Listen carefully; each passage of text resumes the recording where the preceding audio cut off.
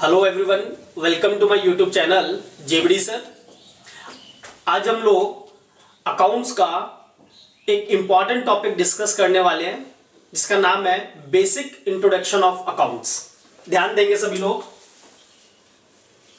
जो टॉपिक हम स्टार्ट कर रहे हैं उसका नाम है बेसिक इंट्रोडक्शन ऑफ अकाउंट्स।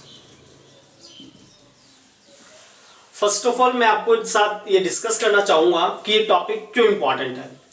तो हर वो स्टूडेंट जो सीएस, सीएस, सीएमए कर रहा है, 11th 12th में ग्रेजुएशन कर रहा है, बीबीए कर रहा है, एमबीए कर रहा है या अदर कॉम्पिटिटिव एग्जाम की प्रिपरेशन कर रहा है, उन सभी के लिए अकाउंट्स का बेसिक बहुत इंपॉर्टेंट है। क्योंकि विदाउट बेसिक्स आप लोग आगे चीजों को सॉल्व नहीं कर पाएंगे। अगर करते भी हैं तो डेफिनेटली आपको उनमें प्रॉब्लम आती है और मोस्ट ऑफ द स्टूडेंट्स के बेसिक कॉन्सेप्ट जो अकाउंट्स के वो स्ट्रांग नहीं होते हैं। इसलिए ये टॉपिक बहुत इंपॉर्टेंट है उन सभी स्टूडेंट्स के लिए जो पहली बार कॉमर्स पढ़ रहे हैं या जिन्होंने पढ़ी तो अकाउंट्स पर उनको अकाउंट्स में डाउट रहता है। तो सबसे इंपॉर्टेंट चीज, हमें किसी भी चीज को सीखने से पहले हमें उसके बेसिक कॉन्सेप्ट को लर्न करना पड़ता है। फॉर एग्जाम्पल, मैंने आपसे कहा कि आप मुझे एलिफेंट की स्पेलिंग बताइए, तो अगर आपको उसके बेसिक कॉन्सेप्ट एबीसीडी आती है तो डेफिनेटली आप एलिफेंट की स्पेलिंग बता देंगे मुझे, ELEPHENT। पर आपको एलिफेंट का जो बेसिक कॉन्सेप्ट है इंग्लिश, अगर आपको अल्फाबेट से नहीं आते तो डेफिनेटली बात है आप एलिफेंट की स्पेलिंग नहीं बता सकते। सिमिलरली अकाउंट्स को समझने के लिए, एक बेटर तरीके से समझने के लिए हमें उसके बेसिक कॉन्सेप्ट समझने होंगे। बेसिक कॉन्सेप्ट को अच्छे से स्टडी करना होगा, उन्हें समझना होगा, उन्हें लर्न करना होगा। तो इसी सीरीज के लिए आज मैं आपके सामने एक सीरीज लेके आया हूं बेसिक इंट्रोडक्शन ऑफ अकाउंट्स के नाम से। तो जो सीरीज हम स्टार्ट करने वाले हैं उस सीरीज का नाम होगा बेसिक इंट्रोडक्शन ऑफ अकाउंट्स, जो कि हर ऑल्टरनेट डेज पर रात को 9 से 10 बजे के बीच में अपलोड की जाएगी यूट्यूब चैनल पर। और मोस्ट इंपॉर्टेंट चीज, जो हमारी ये वीडियो की ड्यूरेशन होगी वो 30 से 40 मिनट की होगी, जिसे आप रेगुलर बेसिस पे देख सकते हैं, उसके नोट बना सकते हैं और उनको लर्न कर सकते हैं। अगर आपको कोई भी डाउट आता है तो आप कमेंट सेक्शन में लिख सकते हैं। तो चलिए हम लोग यहाँ पे स्टार्ट करते हैं बेसिक इंट्रोडक्शन ऑफ अकाउंट्स का पहला लेक्चर। क्लियर? ध्यान देंगे सभी लोग। हम लोगों ने अकाउंट्स स्टार्ट किए तो सबसे पहले हम अकाउंट्स वर्ड से ही स्टार्ट करेंगे कि अकाउंट्स का मतलब क्या होता है। तो अकाउंट्स वर्ड को समझने के लिए मैं आपको एक छोटा सा वर्ड दूंगा। अकाउंट्स का मतलब होता है टू रिकॉर्ड। बहुत ध्यान से समझना जो मैं बोल रहा हूं। अकाउंट्स का एक सिंपल वर्ड में मतलब होता है टू रिकॉर्ड। अब बात आती है क्या रिकॉर्ड करना है, क्यों रिकॉर्ड करना है और कैसे रिकॉर्ड करना है, और लॉजिक क्या है कि अकाउंट्स का मतलब रिकॉर्ड करना ही। तो इसके लिए मैं आपको एक एग्जांपल दूंगा। सपोज करिए मैं बिजनेस कर रहा हूं और मेरा बिजनेस जो है स्टेशनरी का है। तो मैं डेली कस्टमर के साथ काफी सारी चीजें परचेज करता हूं, सेल करता हूं। कस्टमर से परचेज करूंगा, कस्टमर को सेल करूंगा। भाई मेरे पास कई लोग आएंगे जो अपने प्रोडक्ट को सेल करेंगे तो मैं उनसे परचेज करूंगा, और मेरे पास कई लोग आएंगे जिन्हें मैं सेल करूंगा। तो बिजनेस में दो चीज होगी, या तो परचेज होगा या फिर सेल होगा। क्लियर बात है? ध्यान देंगे सभी लोग। परचेज और सेल जो हो रहा है दो लोगों के बीच में, इसे अकाउंट्स की लैंग्वेज में बोला जाता है ट्रांजैक्शन। क्या बोलेंगे इसको? ट्रांजैक्शन। और ट्रांजैक्शन दो टाइप के हो सकते हैं। अगर दो लोगों के बीच में जो ट्रांजैक्शन हो रहा है अगर वो कैश में परफॉर्म होता है तो उसे बोलते हैं कैश ट्रांजैक्शन, और अगर क्रेडिट में परफॉर्म होता है तो उसे बोलते हैं क्रेडिट ट्रांजैक्शन। चलिए ध्यान देना, मेरी स्टेशनरी की शॉप है और मैं काफी सारे लोगों के साथ ट्रांजैक्शन डील कर रहा हूं, ट्रांजैक्शन कर रहा हूं, एक्सचेंज कर रहा हूं, परचेज सेल कर रहा हूं। अब क्या हुआ, मेरे पास दिन में लाखों कस्टमर आ रहे हैं, हजारों कस्टमर आ रहे हैं। एक दिन मेरी शॉप पर एक पर्सन आते हैं, मिस्टर एक्स, जो मुझसे बोलते हैं सर मुझे 100 रजिस्टर चाहिए। मैंने कहा ठीक है, आप 100 रजिस्टर ले लीजिए। उन्होंने पूछा एक रजिस्टर की कीमत क्या है। मैंने कहा एक रजिस्टर 100 रुपए का। तो 100 रजिस्टर की कॉस्ट हो गई 10,000। एक्स ने मुझे 10,000 रुपए दिए, मैंने उसको रजिस्टर दे दिए। एक्स के और मेरे बीच में जो ट्रांजैक्शन हुआ वो कैश ट्रांजैक्शन कहलाएगा।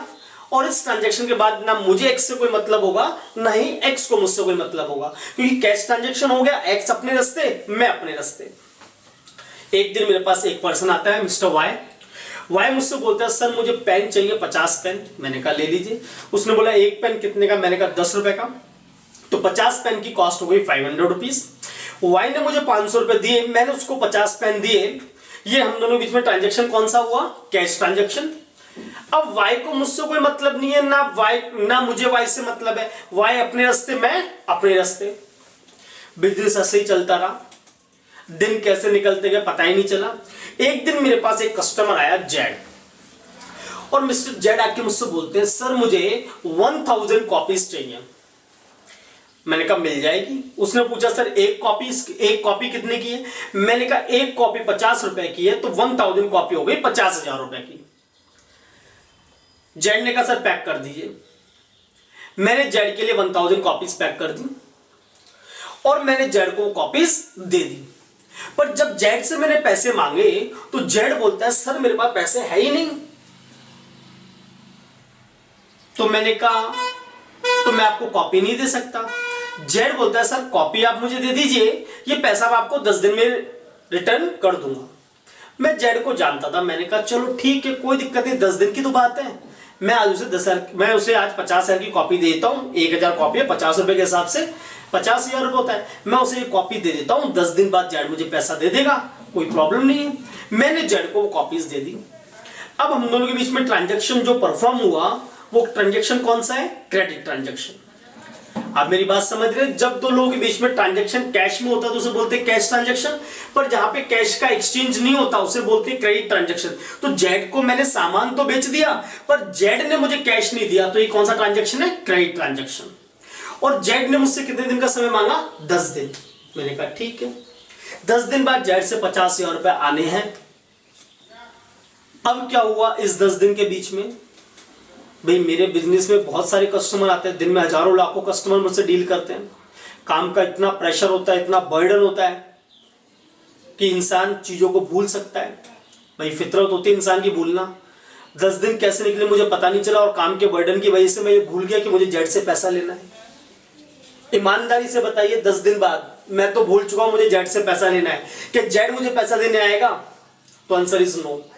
भाई हमें हमारा पैसा ही मांगना पड़ता है, तब भी वो नहीं मिलता। तो ये तो मैंने मांगा ही नहीं है, मैं भूल गया, तो जेड तो सवाल ही नहीं उठता कि मुझे पैसा दे दे। तो बताओ मैं जेड से पैसा मांगना भूल गया और जेड मुझे रिटर्न करेगा नहीं, तो अल्टीमेटली मेरे बिजनेस को क्या होने वाला है भैया? प्रॉफिट या लॉस? आंसर देंगे सभी लोग। क्या होने वाला है? मुझे लॉस होने वाला है। Very good. अगर इसी तरीके से मेरा लॉस होता रहा तो मैंने बिजनेस कर लिया भैया। माँ बाप कहेंगे बेटा बोरिया बिस्तर बांध और निकल यहां से, तूने तो बर्बाद कर दिया हमको। अब बताओ कोई इंसान बिजनेस क्यों करता है? बर्बाद होने के लिए या आबाद होने के लिए? तो आंसर होगा सर आबाद होने के लिए। पर इस तरीके से हम काम करते रहे तो हम तो लॉस में चले जाएंगे भैया, और हमारे बिजनेस का सुपड़ा साफ हो जाएगा। बोलो यस और नो? बिल्कुल। तो बात ये हुई कि मैं 50,000 रुपए लेना भूल गया। क्यों भूल गया? ये मेमोरी बहुत शॉर्ट होती है लोगों की, भूल जाते हैं चीजों को अक्सर। काम का बर्डन इतना ज्यादा होता है कि उनको नहीं याद रहता, और इस तरीके से अल्टीमेट बिजनेस में क्या होता है? लॉस हो जाता है। पर सपोज करो उस ट्रांजैक्शन को मैं किसी कॉपी में, किसी नोटबुक में या किसी और जगह डायरी में रिकॉर्ड कर लेता कि मैंने जेड को 50,000 रुपए का माल बेचा है और जेड से मुझे 50,000 रुपए लेने हैं 10 दिन बाद।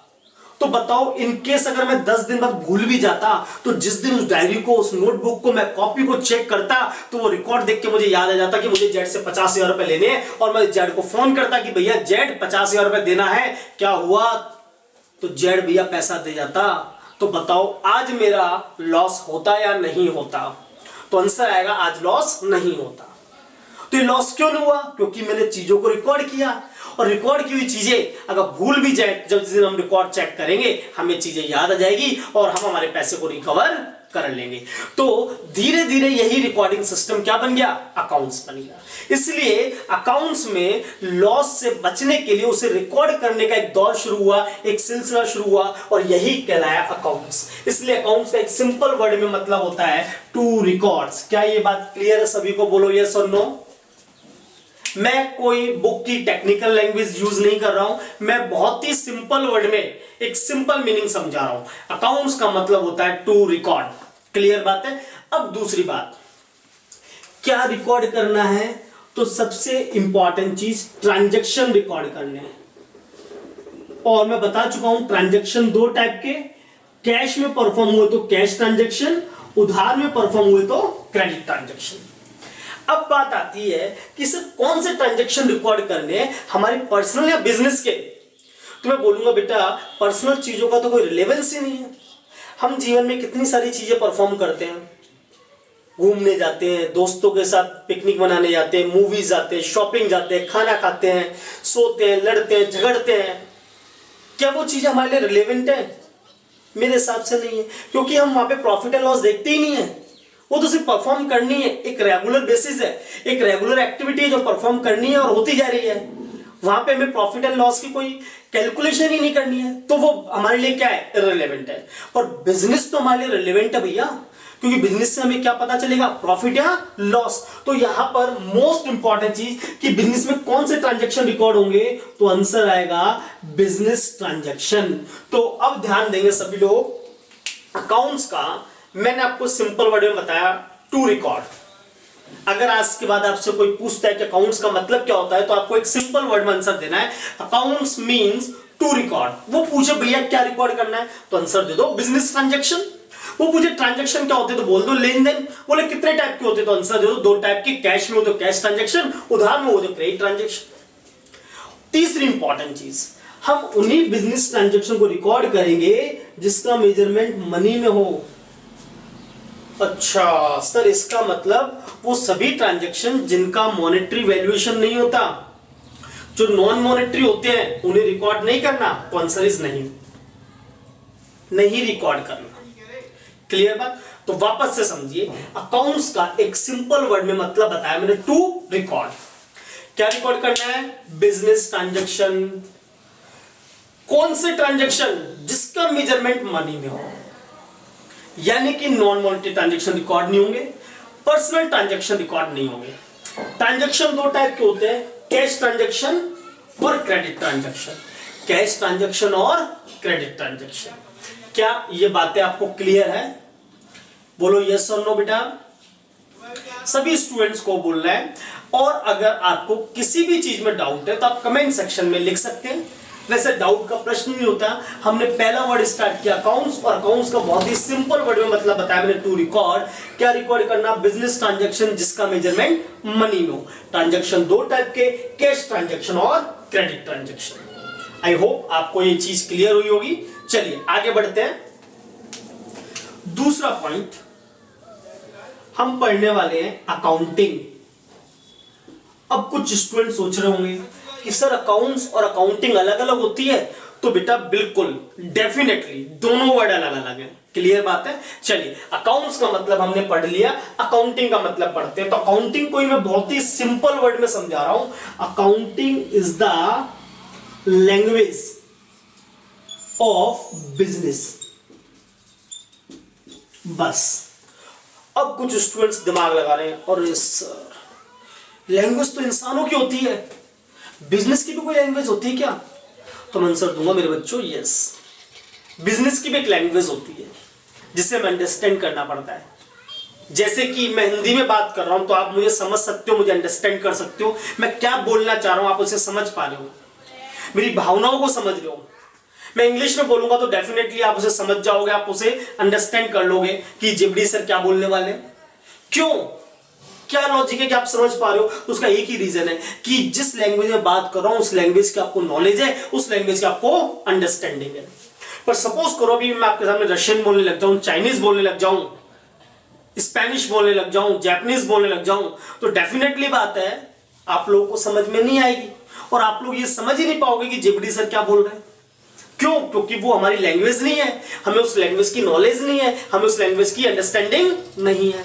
तो सिमिलरली जो पर्सन बिजनेस से रिलेटेड है, या जो कॉमर्स बैकग्राउंड से हैं, उन्हें अकाउंट्स की लैंग्वेज समझ में आती है। वो बिजनेस के अकाउंट्स को देख के ये आइडेंटिफाई कर लेंगे what is going on in the business. जैसे हम लैंग्वेज को अंडरस्टैंड कर सकते हैं, सिमिलरली अकाउंट्स को देख के भी आइडेंटिफाई किया जा सकता है, अंडरस्टैंड किया जा सकता है what is going on in the business, कि हमारे बिजनेस में क्या चल रहा है, हमें प्रॉफिट हो रहे हैं या लॉस हो रहे हैं, हमारे पास कितनी एसेट्स है, कितनी लायबिलिटीज है, कितनी इनकम है, कितनी एक्सपेंस है। इन सभी चीजों को हम आइडेंटिफाई कर सकते हैं किसको देख के, अकाउंट्स को देख के। ऐसा क्यों? क्योंकि भैया अकाउंट्स हमारी लैंग्वेज है। अकाउंटिंग किसकी लैंग्वेज है? बिजनेस की। मतलब जो पर्सन बिजनेस कर रहे हैं वो अकाउंट्स को देख के ही आइडेंटिफाई कर लेंगे what is going on in the business. Clear बात है? फॉर एग्जाम्पल एक छोटा सा प्रश्न दे रहा हूं मैं आपके सामने, मैं आपके सामने दो वर्ड लिख रहा हूं, एक डीआर और एक सीआर। अभी मैं आपसे बात करता हूं, एक बार नॉन बिजनेस जो पर्सन बिजनेस नहीं कर रहे, नॉन कॉमर्स जो कॉमर्स के स्टूडेंट नहीं है, अगर उनके सामने पहली बार ये वर्ड आ जाए डीआर और सीआर और मैं उनसे पूछो भैया इसका मतलब बताओ, तो आंसर क्या आएगा जानते हो? वो बोलेंगे सर डीआर मतलब डॉक्टर, सीआर मतलब कंपाउंडर। बोलो यस और नो, क्योंकि उनको इस लैंग्वेज की नॉलेज नहीं है। पर मैं ऐसे लोगों से पूछूं जो कॉमर्स बैकग्राउंड से, जो बिजनेस कर रहे हैं, तो डेफिनेटली वो मुझे इसका आंसर देंगे कि सर डीआर का मतलब होता है डेबिट और सीआर का मतलब होता है क्रेडिट। आई होप सभी लोग ये आंसर देने वाले हैं। पर फॉर योर इंफॉर्मेशन मैं आपको बता दूं, डीआर का मतलब डेबिट नहीं होता और सीआर का मतलब क्रेडिट नहीं होता। तो सर क्या बात कर रहे हो, हमने तो आज तक यही सीखा है कि डीआर का मतलब डेबिट और सीआर का मतलब क्रेडिट होता है। सीखा है पर वो आधा अधूरा सीखा है। आज अपन इसको ढंग से समझेंगे। डीआर का मतलब होता है डेबिट रिकॉर्ड और सीआर का मतलब होता है क्रेडिट रिकॉर्ड। यानी कि वो सारे आइटम डेबिट में रिकॉर्ड होने वाले हैं, उन्हें बोलते हैं डेबिट रिकॉर्ड, हम शॉर्ट में लिख सकते हैं डीआर, और क्रेडिट रिकॉर्ड को शॉर्ट में बोल सकते हैं सीआर। यानी कि अगर एग्जाम में कोई मल्टीपल चॉइस क्वेश्चन आया कि डीआर स्टैंड्स फॉर और वहां पे ऑप्शन दोनों आपके पास डेबिट भी और डेबिट रिकॉर्ड भी, तो मोर एप्रोप्रिएट आंसर क्या होगा? Debit record. पर डेबिट रिकॉर्ड ऑप्शन नहीं है तो क्वेश्चन नहीं छोड़ के आना है, हमें वहां पे किस पे टिक करना है? डेबिट पर। कंसेप्ट क्लियर है? बोलो यस और नो। आई होप आपको जो मैं समझाना चाह रहा हूं वो समझ में आ रहा होगा। वापस से समझेंगे। अकाउंट्स का मतलब होता है टू रिकॉर्ड, क्या रिकॉर्ड करना? बिजनेस ट्रांजैक्शन जिसका मेजरमेंट मनी में हो। ट्रांजैक्शन दो टाइप के, कैश ट्रांजैक्शन और क्रेडिट ट्रांजैक्शन। अकाउंटिंग बिजनेस की लैंग्वेज होती है जिससे देख के आइडेंटिफाई किया जा सकता है what is going on in the business. जैसे हम लैंग्वेज को अंडरस्टैंड कर सकते हैं, सिमिलरली अकाउंट्स को भी अंडरस्टैंड किया जा सकता है और हमें पता लगा लेंगे कि बिजनेस में क्या चल रहा है, हमें प्रॉफिट हो रहा है या लॉस, हमारे पास कितने एसेट्स हैं, कितनी लायबिलिटीज। Is it clear? बोलो यस और नो। चलिए वेरी गुड, आगे बढ़ते हैं। तीसरा पॉइंट हम लोग पढ़ने वाले हैं गैप, GAAP, गैप।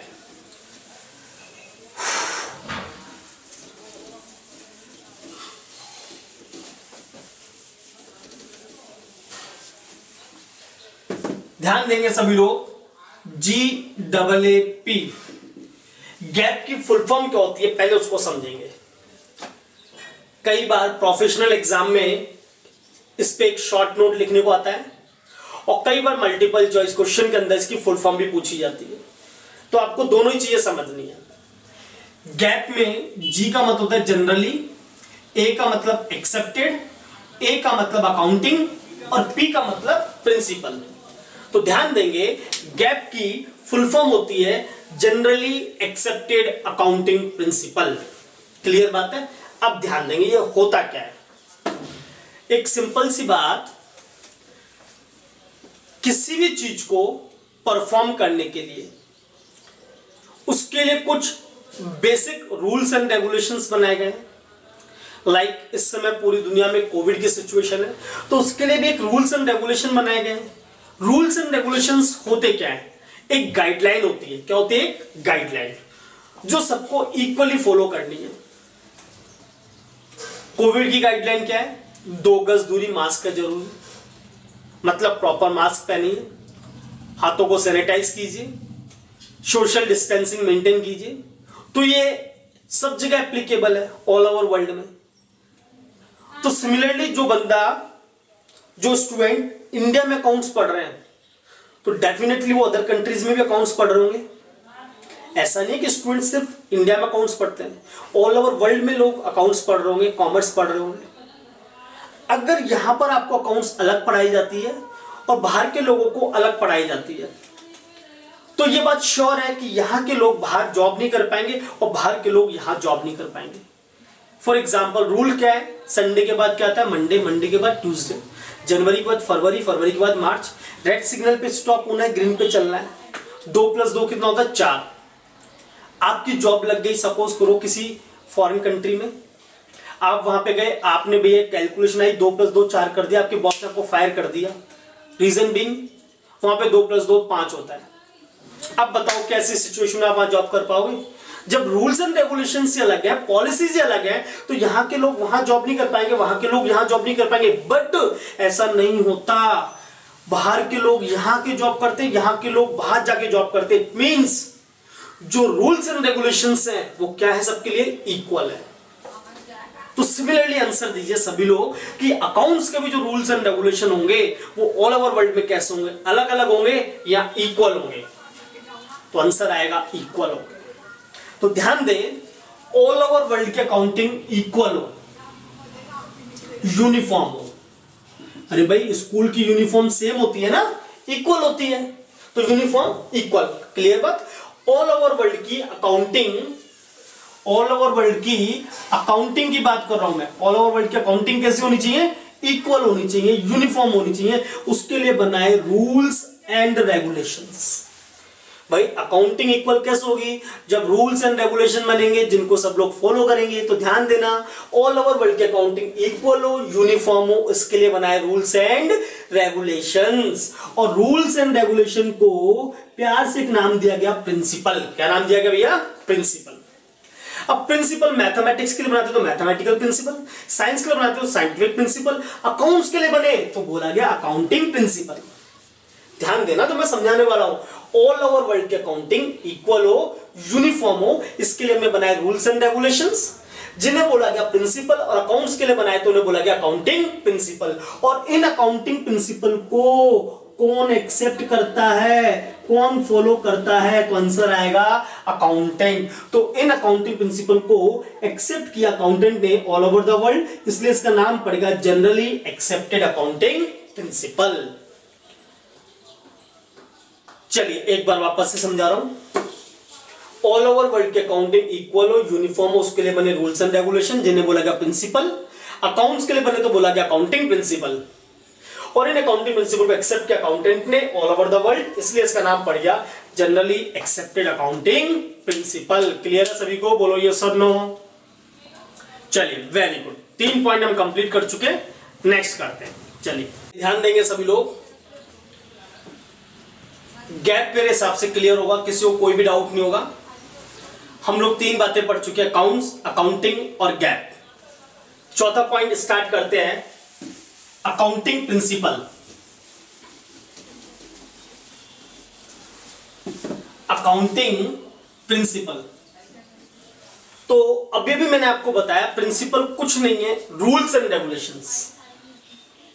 प्रिंसिपल का सिंपल मतलब क्या? Rules and regulations. और रूल्स एंड रेगुलेशन भी क्या है? एक बेसिक गाइडलाइन है, बेसिक गाइडलाइन। गाइडलाइन जैसे मैंने बताया, कोविड की गाइडलाइन क्या है? 2 गज दूरी, मास्क है जरूरी। तो सिमिलरली हर चीज के लिए आज रूल्स बने हुए हैं, गाइडलाइन बनी हुई है, और उन्हीं रूल्स को, उन्हीं गाइडलाइंस को बोला जाता है प्रिंसिपल। क्या बोला जाता है? प्रिंसिपल। और अकाउंट्स के लिए बने तो उन्हें हम बांध देंगे अकाउंटिंग प्रिंसिपल। यानी कि हमसे कोई पूछता अकाउंटिंग प्रिंसिपल क्या है, तो हमारा सिंपल आंसर होगा कि अकाउंटिंग प्रिंसिपल एक बेसिक गाइडलाइन है रूल्स एंड रेगुलेशंस की। ध्यान दें, पढ़ने के पॉइंट ऑफ व्यू से अकाउंटिंग प्रिंसिपल को 2 पार्ट में क्लासिफाई किया। पढ़ने के पॉइंट ऑफ व्यू से अकाउंटिंग प्रिंसिपल को 2 पार्ट में क्लासिफाई किया। पहला अकाउंटिंग कॉन्सेप्ट्स और दूसरा अकाउंटिंग कन्वेंशंस। पढ़ने के पॉइंट ऑफ व्यू से अकाउंटिंग प्रिंसिपल को 2 पार्ट में क्लासिफाई किया। पहला अकाउंटिंग कॉन्सेप्ट और दूसरा अकाउंटिंग कन्वेंशन। चलिए अब पढ़ते हैं कि कंसेप्ट क्या होते हैं और कन्वेंशन क्या होते हैं। तो ऐसे प्रिंसिपल, ऐसे रूल्स एंड रेगुलेशंस जो यूनिवर्सल एप्लीकेबल हो, ध्यान देना, ऐसे प्रिंसिपल, ऐसे रूल्स एंड रेगुलेशन जो यूनिवर्सल एप्लीकेबल हो, और जो चीज यूनिवर्सल एप्लीकेबल होती है वो जनरली क्या होती है, फिक्स्ड, उन्हें बोलते हैं कॉन्सेप्ट्स। वो सारे प्रिंसिपल, वो सारे रूल्स एंड रेगुलेशंस जो यूनिवर्सल एप्लीकेबल हो, फिक्स्ड हो, उन्हें बोलते हैं कॉन्सेप्ट। फॉर एग्जांपल, जनवरी के बाद फरवरी, फरवरी के बाद मार्च, मार्च के बाद अप्रैल, संडे के बाद मंडे, मंडे के बाद ट्यूसडे, 2 के बाद 3, 3 के बाद 4, 5 और 5 10, 10 और 10 20, A for apple, B for boy, red signal पे रुकना है, ग्रीन पे चलना है। ये सब क्या है, यूनिवर्सल एप्लीकेबल है। ये रूल्स यूनिवर्सल एप्लीकेबल और क्या है, फिक्स है। तो ये क्या है, कॉन्सेप्ट्स। क्या है ये, कॉन्सेप्ट्स। और वो सारे अकाउंटिंग प्रिंसिपल, यानी कि वो सारे रूल्स एंड रेगुलेशंस जो यूनिवर्सल एप्लीकेबल नहीं है बल्कि डिराइव्ड हुए हैं यूजर प्रैक्टिस से, मतलब जैसे जैसे लोग प्रैक्टिस करते गए वो यूज में आते गए। मतलब ये कोई यूनिवर्सल एप्लीकेबल नहीं है, लोगों ने अपनी सहूलियत के लिए इनको बना लिए। क्लियर बात। फॉर एग्जांपल, बिल्ली रास्ता काट गई, लोगों का मानना है अपशुकुन हो जाएगा।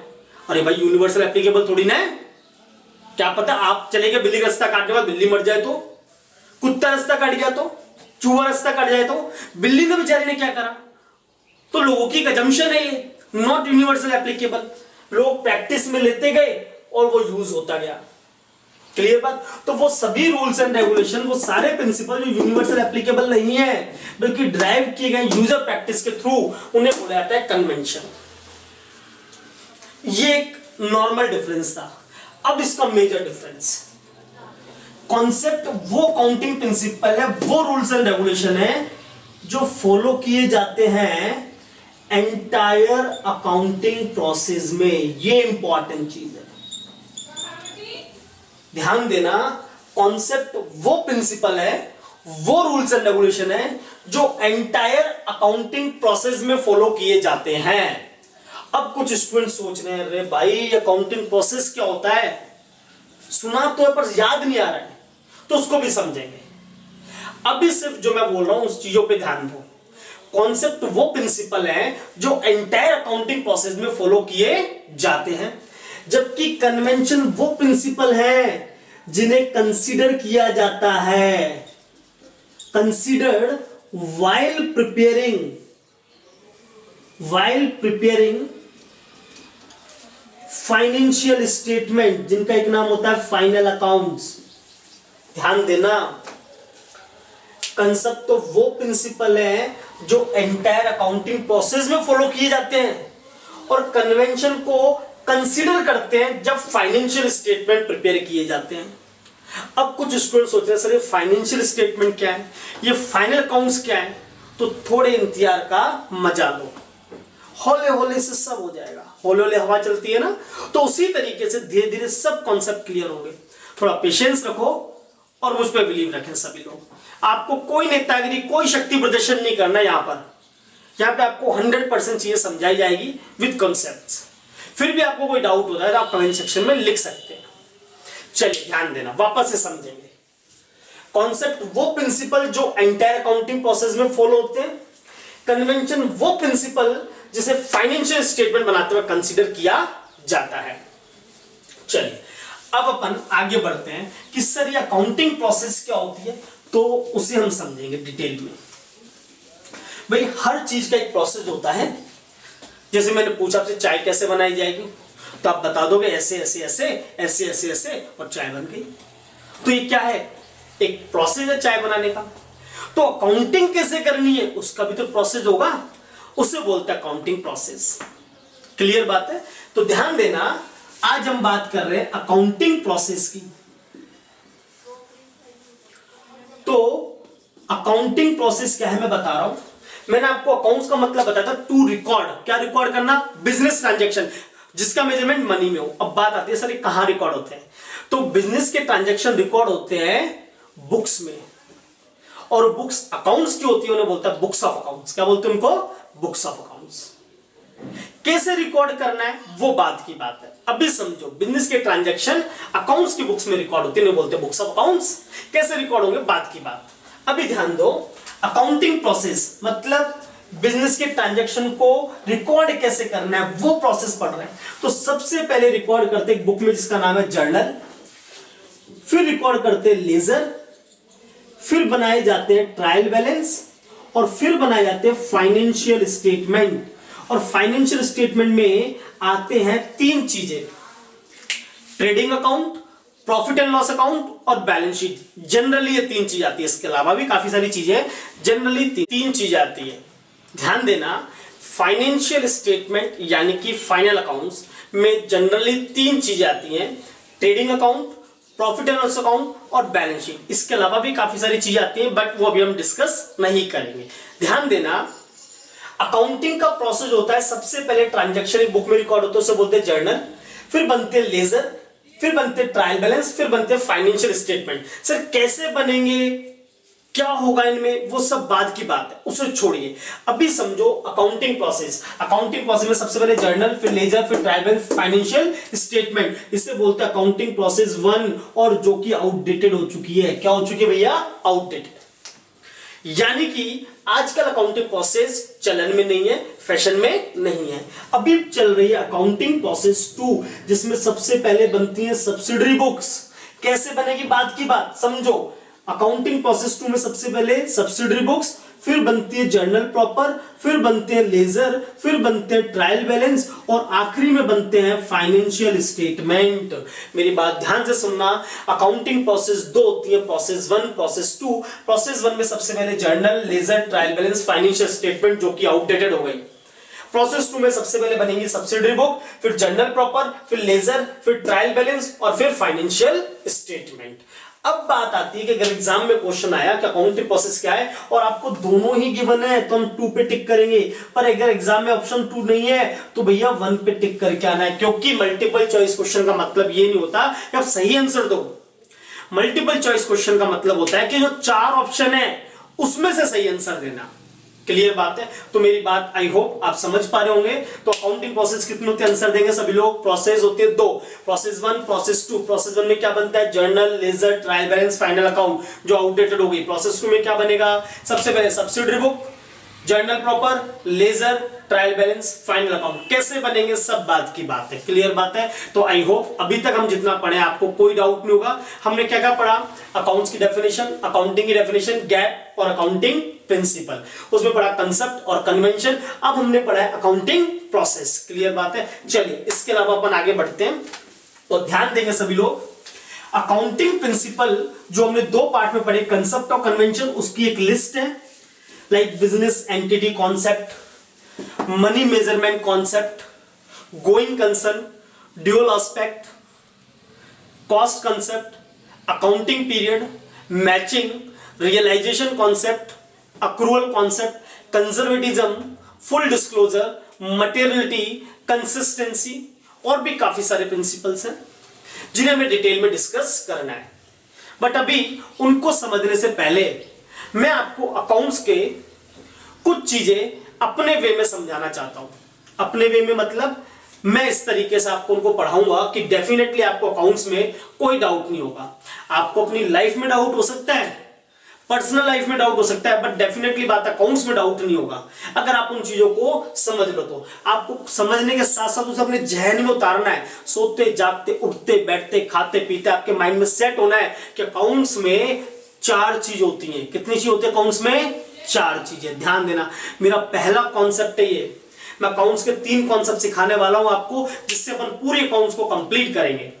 ध्यान देना, ये ऐसे कॉन्सेप्ट है, अगर इसको लगा डाला तो लाइफ जिंगा लाला। ध्यान देना मेरी बात सभी लोग, बहुत ही इंपॉर्टेंट कॉन्सेप्ट सिखा रहा हूं मैं।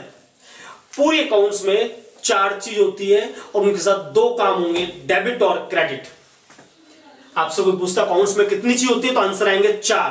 काम कितने होते हैं? 2। कौन कौन से? डेबिट और क्रेडिट। कुछ लोग सोच रहे हैं सर प्लस माइनस भी तो होते हैं। तो भैया प्लस माइनस सिर्फ मैथमेटिक्स में होते हैं, और जेबीडी सर आपको अकाउंट्स पढ़ा रहे हैं, यहाँ पे मैथमेटिक्स नहीं पढ़ा रहे। मैथमेटिक्स में होंगे प्लस माइनस, और मैं पूरे अकाउंट्स में प्लस माइनस नहीं करवाता। सिर्फ डेबिट और क्रेडिट होता है। कॉन्सेप्ट पढ़ना है और आप डेबिट क्रेडिट करना सीख गए तो डेफिनेटली बात है अकाउंट्स का कोई भी टॉपिक उठा लेना आपको कभी भी डाउट नहीं होगा, पर आपको कॉन्सेप्ट आने चाहिए। और वही कॉन्सेप्ट की क्लासेस हमने यहाँ पे स्टार्ट की है एक सीरीज के नाम से basic introduction of accounts. Clear बात है, जिसके 8 या 9 लेक्चर्स होंगे लगभग, और आपको ये देखना है, ज्यादा से ज्यादा लोगों के साथ इसको शेयर करना है ताकि मैक्सिमम स्टूडेंट को अकाउंट्स के बेसिक कॉन्सेप्ट आ जाए, उनको समझ में आ जाए कि अकाउंटिंग कैसे करनी है, किस वे में करनी है, अकाउंट्स में होता क्या है। क्लियर बात, चलिए ध्यान देंगे सभी लोग। आज के बाद अगर आपसे कोई पूछता अकाउंट्स में कितनी चीज होती है तो बेधड़क आंसर देना 4 चीज होती है और 2 काम होते हैं। 4 चीजों कितने काम, के नाम क्या है, असेट्स, लायबिलिटीज, इनकम और एक्सपेंस। ध्यान दें सभी लोग, मोस्ट इंपॉर्टेंट टॉपिक है ये। अकाउंट्स में 4 चीजें 2 काम, 4 चीज और 2 काम, 4 चीज और 2 काम, 4 चीज 2 काम, 4 चीज 2 काम। 4 चीज कौन कौन सी, असेट्स, लायबिलिटीज, इनकम, एक्सपेंस। 2 काम डेबिट और क्रेडिट, डेबिट और क्रेडिट, डेबिट और क्रेडिट। चलिए ध्यान देना सभी लोग, मैं एक एग्जांपल दे रहा हूं, जैसे प्लस का 5 और प्लस का 5 कितना होता है, प्लस का 10, माइनस का 5 और माइनस का 5, तो सेम साइन को प्लस करना है तो ये हो जाएगा माइनस का 10, माइनस का 10, यानी कि सेम साइन को हमने क्या किया, ऐड किया। अब मैं बोलूं कि प्लस का 5 और माइनस का 3 तो आंसर आएगा प्लस का 2। अगर मैं पूछूं माइनस का 5 और प्लस का 3 तो आंसर आएगा माइनस का 2, यानी कि अपोजिट साइन को हमने क्या किया, सब्सट्रैक्ट किया, माइनस किया। ये तो मैथमेटिक्स थी। अब अकाउंट्स देखो, अकाउंट्स में आया डेबिट का 5 और डेबिट का 5, तो डेबिट का कितना, 10, क्रेडिट का 5 और क्रेडिट का 5, तो क्रेडिट का कितना, 10, डेबिट का 5 क्रेडिट का 3, तो डेबिट का कितना बचा, 2, क्रेडिट का 5 डेबिट का 3, तो क्रेडिट का कितना बचा, 2। ये अकाउंटेंसी है। क्या आपको कोई प्लस माइनस करने की नीड पड़ी, आंसर इज नो, वो ऑटोमेटिकली हो गया। तो आपको अगर डेबिट क्रेडिट करना आ जाए तो डेफिनेटली बात है आपको अकाउंट्स में डाउट ही नहीं आएगा। तो हम यहां पे यही सीखेंगे कि डेबिट क्रेडिट कैसे करना है। क्लियर बात है, उन डेबिट क्रेडिट को करने के लिए हमें पहले इसके बेसिक कॉन्सेप्ट को सीखना होगा, जो कि हम इन लेक्चर्स में सीख रहे हैं। तो ध्यान देंगे सभी लोग, अकाउंट्स में आज के बाद आपसे कोई पूछता है कितनी चीज होती है तो आंसर दे देना 4 चीज होती है। और कितने काम होते हैं, 2 काम। 4 चीजें कौन कौन सी, असेट्स, लायबिलिटीज, इनकम और एक्सपेंस। 2 काम डेबिट और क्रेडिट। अब कुछ स्टूडेंट्स होते हैं सर ये डेबिट और क्रेडिट क्या है, कुछ नहीं है भैया, जैसे एक कॉइन के 2 साइड होते हैं, हेड और टेल। सिमिलरली अकाउंट्स में 2 साइड होती है। अरे भाई ट्रांजैक्शन 2 लोगों के बीच में होता है ना, तो एक उस आदमी का ट्रांजैक्शन, एक मेरा ट्रांजैक्शन। तो जब 2 आदमी ट्रांजैक्शन परफॉर्म कर रहे हैं तो 2 अकाउंट इफेक्ट होंगे, कि मेरा एक सामने वाले का। तो एक अकाउंट को डेबिट करेंगे, एक अकाउंट को क्रेडिट करेंगे, यानी कि डेबिट और क्रेडिट अकाउंट की 2 साइड है। एक साइड को नाम दिया डेबिट साइड, एक नाम को दिया क्रेडिट साइड। क्लियर बात है। अब बात आती है इन चारों का मतलब, तो कोई टेक्निकल लैंग्वेज यूज नहीं करनी, सिर्फ जनरल मतलब। इनकम का बहुत ही साधारण वर्ड में मतलब बता रहा हूं, पैसा आना। पैसा आया, हमारी इनकम कहीं से भी आया हो कोई फर्क नहीं पड़ता, चाहे लीगल हो चाहे इलीगल। मैं अभी उस पर डिस्कशन नहीं कर रहा, लीगल इलीगल की तो बात ही नहीं कर रहा। मैं बोल रहा हूं पैसा आया, हमारी इनकम।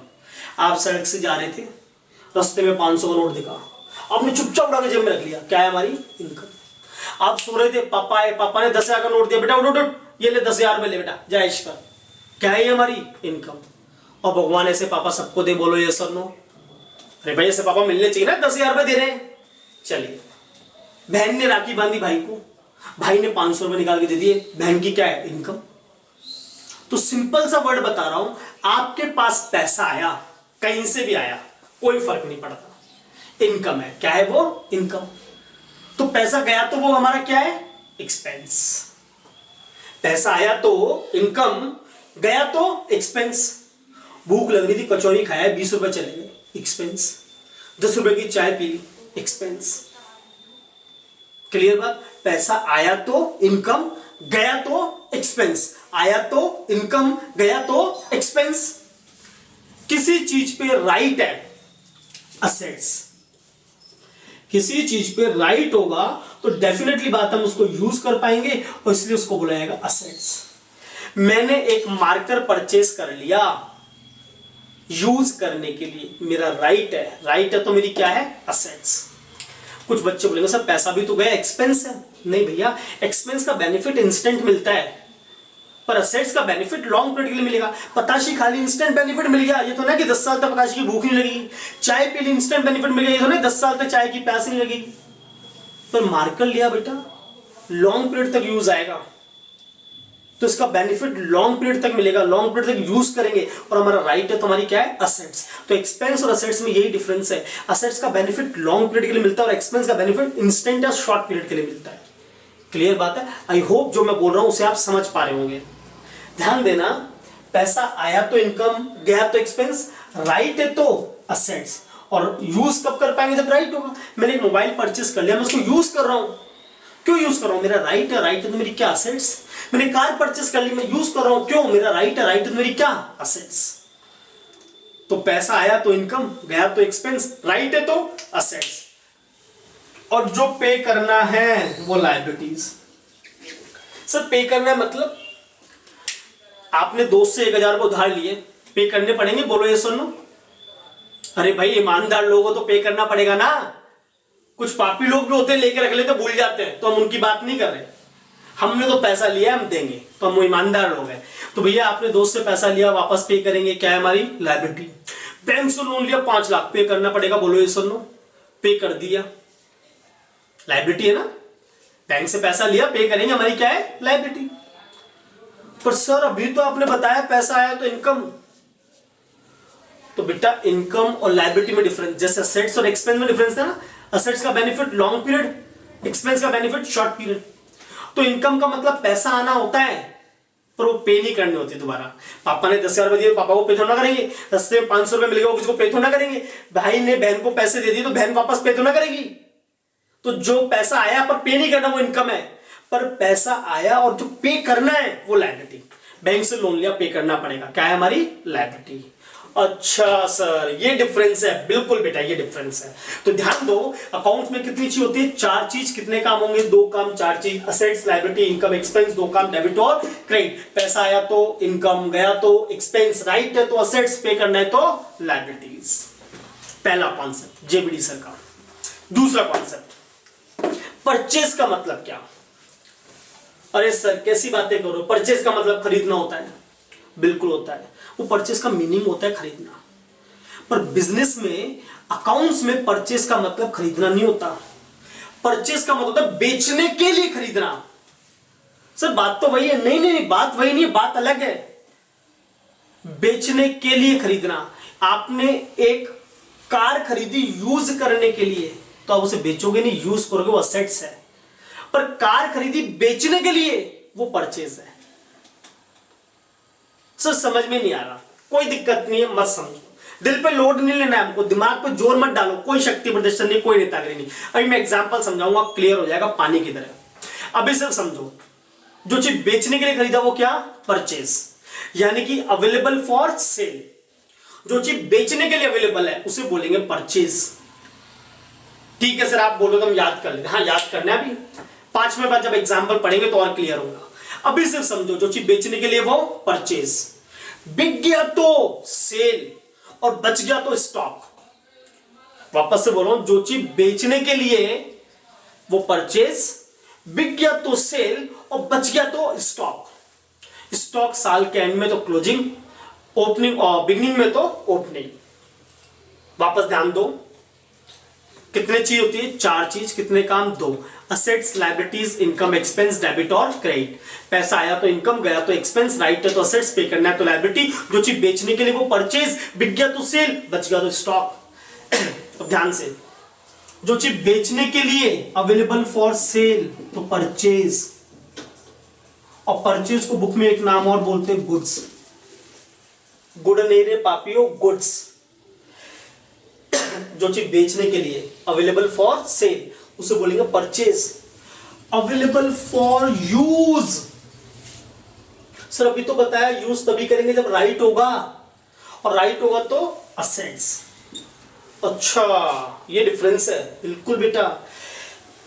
जो चीज बेचने के लिए वो परचेज, यूज करने के लिए तो असेट्स, और available due to extra money और जिस पे रिटर्न मिले इन्वेस्टमेंट। कोई चीज अवेलेबल है ड्यू टू एक्स्ट्रा मनी और रिटर्न मिले तो इन्वेस्टमेंट। अरे भाई कब इन्वेस्ट करते हो लोग? जब एक्स्ट्रा मनी होगा या नहीं होगा? तो आंसर इज होगा। और इन्वेस्ट करेंगे तो क्या मिलेगा? रिटर्न मिलेगा। बिल्कुल सर। तो आप तीन चीज याद रखो, जो चीज बेचने के लिए वो परचेज, यूज करने के लिए तो असेट्स, और एक्स्ट्रा मनी की वजह से वो रिटर्न मिले तो इन्वेस्टमेंट। ठीक है सर, आप बोल तो याद कर लिया, बस अभी याद करना है 5 मिनट। तो अकाउंट्स में 4 चीज होती है, 2 काम होंगे। 4 चीज होती है, असेट्स, लायबिलिटीज, इनकम और एक्सपेंस। 2 काम, डेबिट और क्रेडिट। पैसा आया तो इनकम, गया तो एक्सपेंस, राइट है तो असेट्स, पे करना है तो लायबिलिटी। जो चीज बेचने के लिए वो परचेज, बिक गया तो सेल, बच गया तो स्टॉक, यूज करने का असेट्स, और एक्स्ट्रा मनी की वजह से वो रिटर्न मिले तो इन्वेस्टमेंट। मेरा पहला प्रश्न आप सभी लोगों से, बहुत ध्यान से सुनना। प्रॉपर्टी परचेज की है 50 लाख रुपए की, ऑप्शन दे रहा हूं, परचेज है, असेट्स है, इन्वेस्टमेंट है। और सर इतना जलील क्वेश्चन, आंसर असेट्स है। वेरी गुड बेटा, यही उम्मीद कर रहा था मैं आप लोगों से। मेरी बात ध्यान से सुनो बेटा, आप प्रोफेशनल पढ़ाई कर रहे हो और अकाउंट्स के बेसिक्स को समझने की कोशिश करो। अगर आपसे कोई प्रश्न पूछता है कि मैंने प्रॉपर्टी खरीदी 50 लाख की, ये क्या है, तो आपको एक अलग वे में सोचना है और उससे क्रॉस क्वेश्चन पूछना है। उससे क्रॉस क्वेश्चन करो कि भैया तूने ये क्यों परचेस की। ध्यान देना, मैंने आपसे पूछा प्रॉपर्टी खरीदी 50 लाख की, क्या है, तो आप क्रॉस क्वेश्चन कर दो, सर क्यों खरीदी। अरे बोलो ना भाई। तो स्टूडेंट पूछे सर क्यों खरीदी, तो मैं आंसर दे रहा हूं, भैया मैं प्रॉपर्टी डीलर हूं, प्रॉपर्टी खरीदता हूं, बेचता हूं, खरीदता हूं, बेचता हूं, खरीदता हूं, बेचता हूं, खरीदता हूं, बेचता हूं। अब बताओ प्रॉपर्टी क्यों अवेलेबल है? बेचने के लिए। जो चीज बेचने के लिए वो परचेज। मैंने कहा प्रॉपर्टी को यूज करूंगा, मैं रहूंगा, तो असेट्स। अन ऑप्शन ऑफ पैसा पड़ा था, रिटर्न मिलेगा, सर इन्वेस्टमेंट। सर रिटर्न कैसे मिलेगा? अरे भाई प्रॉपर्टी को किराए पे चढ़ाएंगे, इनकम आएगी, बोलो ये सर नो। Yes sir. अच्छा तो सर ये डिफरेंस है। हाँ बेटा ये डिफरेंस है परचेज, असेट्स और इन्वेस्टमेंट में। एक और एग्जांपल, वंस मोर, हमने कार खरीदी 10 लाख रुपए, क्या है ये? देखो बेहतरीन सवाल, सब बच्चे पूछ रहे सर क्यों खरीदी, यही मैं सुनना चाहता हूं। मैं बोल रहा हूं भैया मैं तो कार डीलर हूं, कार खरीदूंगा, बेचूंगा, खरीदूंगा, बेचूंगा, खरीदूंगा, बेचूंगा, सर फिर तो परचेज हुई।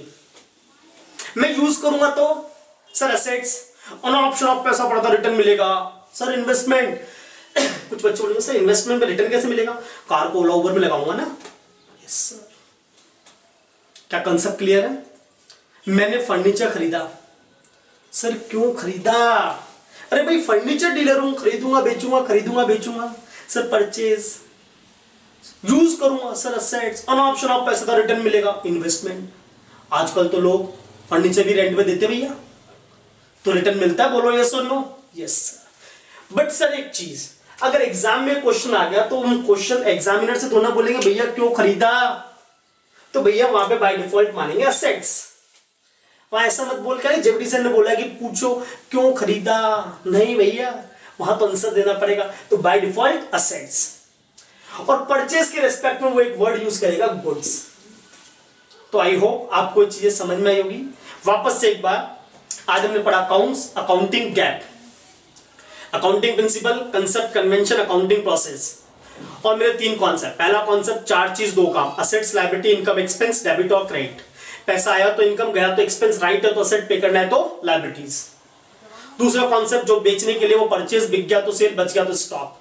तीसरा कॉन्सेप्ट बेचने के लिए परचेज, यूज करने के लिए असेट्स, और अनऑप्शन ऑफ पैसा रिटर्न मिलेगा तो इन्वेस्टमेंट। क्लियर बात है? ये पहला लेक्चर हमारा बेसिक इंट्रोडक्शन ऑफ अकाउंट्स का। इसके लगभग 8 से 10 लेक्चर्स आएंगे, लगभग 30 से 40 मिनट के होंगे, जिसमें आपको अकाउंट्स के पूरे बेसिक इंट्रोडक्शन, पूरे बेसिक कॉन्सेप्ट समझाए जाएंगे। अगर आपको मेरे नोट्स के पीडीएफ चाहिए, हैंड रिटन नोट्स चाहिए, तो आप लोग मेरा टेलीग्राम चैनल ज्वाइन कर सकते हैं, जिसका लिंक मैंने डिस्क्रिप्शन में दिया हुआ है। वहां से आपको इन नोट्स की पीडीएफ मिल जाएगी। अगर आपको किसी भी टाइप का कोई डाउट है तो आप कमेंट सेक्शन में लिख सकते हैं, और अगर आप कोई सजेशन भी देना चाहते हैं, यू आर मोस्ट वेलकम। हम और इंप्रूवमेंट करेंगे, पर तब तक के लिए आप लोगों को एक छोटा सा काम करना है, इस वीडियो को ज्यादा से ज्यादा शेयर करना है, लाइक करना है, और जिन्होंने अभी तक यूट्यूब चैनल सब्सक्राइब नहीं किया है वो सब्सक्राइब करें, ताकि हम ज्यादा से ज्यादा स्टूडेंट की हेल्प कर सके। क्लियर बात है। आप सभी लोगों के सपोर्ट के लिए बहुत बहुत धन्यवाद। Thank you so much. Next video लेके आएंगे हम, उसमें अकाउंटिंग प्रिंसिपल को डिस्कस करेंगे। तब तक के लिए टेक केयर, स्टे सेफ।